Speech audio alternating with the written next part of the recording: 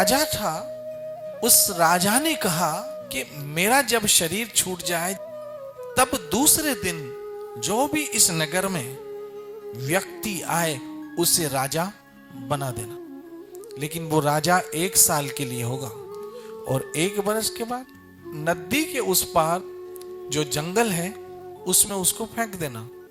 तो महाराज वहां तो बड़े भयंकर जानवर रहते हैं, वो तो खा जाएंगे। राजा ने कहा जो मैंने कहा वो करो। राजा का शरीर छूट गया। राजा की आज्ञा के अनुसार दूसरे दिन एक व्यक्ति उस नगर में आया। सब लोगों ने मिलके कहा आज से आप हमारे राजा हो। अरे भाई मैं राजा? कहा हमारे राजा की आज्ञा थी कि जो भी नगर में पहला आदमी आए उसे राजा बना देना। बैठे बैठे राजा ही मिल गई। राजा को सिंहासन पे बिठाया और कहा महाराज आप राजा हो लेकिन 1 साल के लिए। तो बोला 1 साल? 1 साल तो मैं खूब राजा बनूं फिर देखूंगा। 1 साल निकलते देर नहीं लगी और क्या हुआ कि राजा की आज्ञा के अनुसार सारे वजीर और सैनिक आए और कहा राजा आपका 1 साल। ओ नो 1 साल हो गया?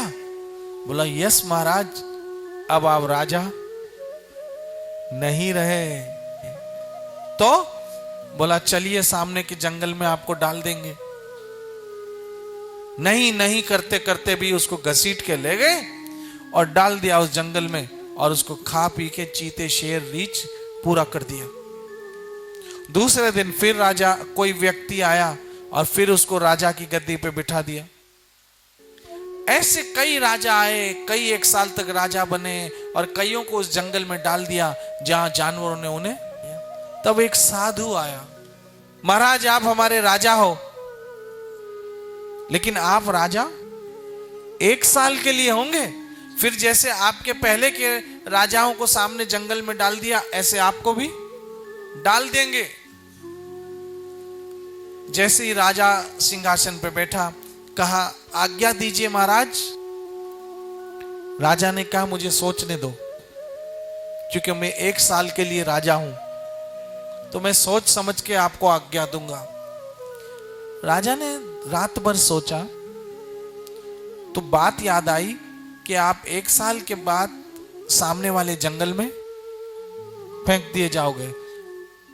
राजा ने मन ही मन में एक विचार कर लिया। राजा ने दूसरे दिन आज्ञा दी कि मेरी आज्ञा है कि सामने वाले जंगल को काट दिया जाए, ना रहे बांस ना बजे बांसुरी, क्योंकि जाना तो मुझे वही है, यहां तो खाली 1 साल रहना है और वहां मुझे हमेशा रहना है। तो जो टेम्परेरी है उसके लिए क्यों सोचूं, जो परमानेंट है उसके लिए क्यों ना सोचूं। अब आहिस्ता आहिस्ता वो जंगल कट गया। फिर दूसरी आज्ञा दी कि जैसा ये महल है उससे बड़ा महल वहां बनाया जाए।